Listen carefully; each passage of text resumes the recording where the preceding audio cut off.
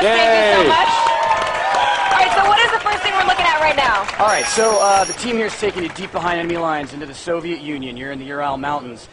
You're actually in an SR-71 reconnaissance aircraft, and you're providing intelligence to your squad on the ground. They're doing a very dangerous black operations, and as you can see, our player here is commanding the squad, and this is something totally different for Call of Duty. Again, we really wanted to give players some new experiences, and so. And so how high up are you right now? That's classified. Probably 60,000 feet. 60,000 How's that? feet. How's no, that? but you're very high up. You're not. You're not like hovering right above the battlefield. It's like suborbital.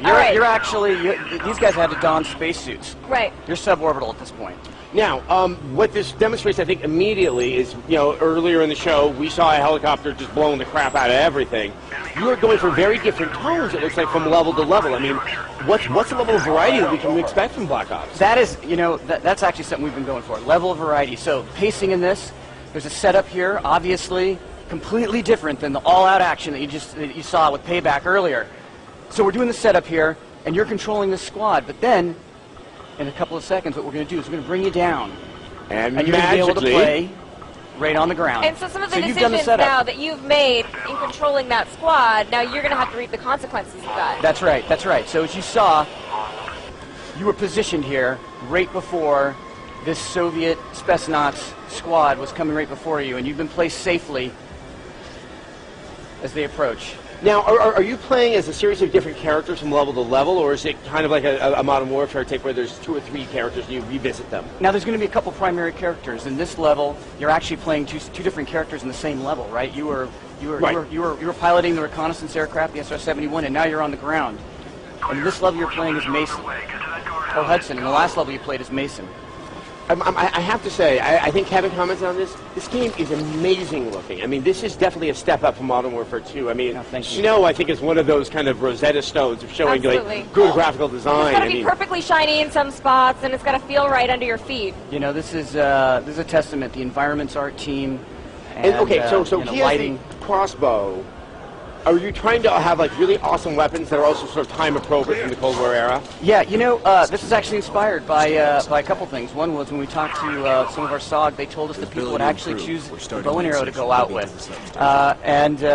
So we felt like in this particular mission, we needed to go out with the bow and arrow as well. And this is the AUG, which these guys would have well in advance before this was ever manufactured and mass distributed. Okay, looks like that they're lining up because they're going to do a rappel here.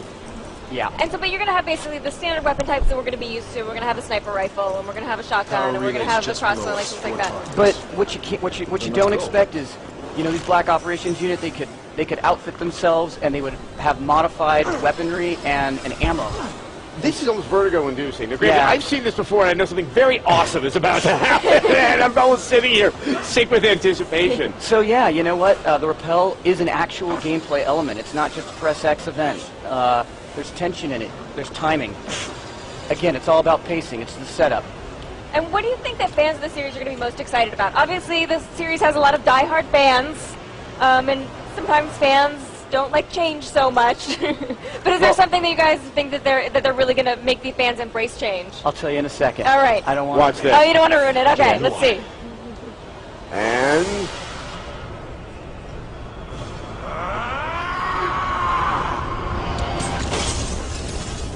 this is awesome.